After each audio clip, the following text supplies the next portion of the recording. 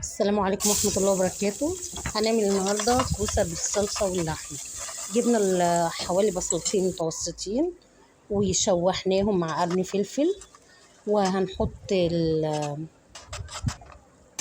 وهنحط معلقة توم كده، ونحط بقى توابلنا فلفل أسمر وملح ومرق الدجاج، شوية كزبرة.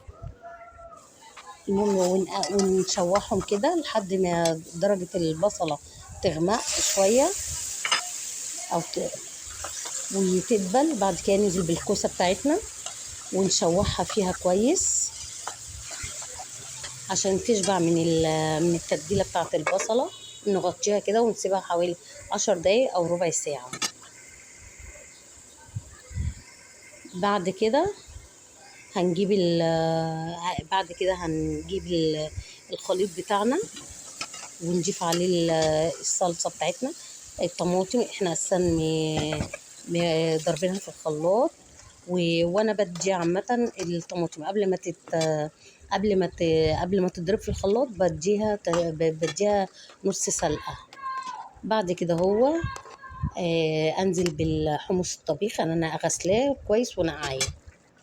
وبعد كده هجيب اللحمة بتاعتنا بعد ما استوت، وهحط لها فلفل اسمر وملح. بعد كده هنزل بيها في وسط اللحمه، في وسط الصلصه والكوسه. اقلب بقى كده كويس واسيبهم مع بعض كده. وخلاص هي كده الكوسه يعني دخلت على التسويه. وهزود مع معلقتين شوربه، معلقتين 3 عشان يبقى القوام كويس، يعني مش سميك قوي. وبكده هنروح برضو التركه بقى بعملها ان التركه ان انا بعملها بضيف معلقه توم نيه.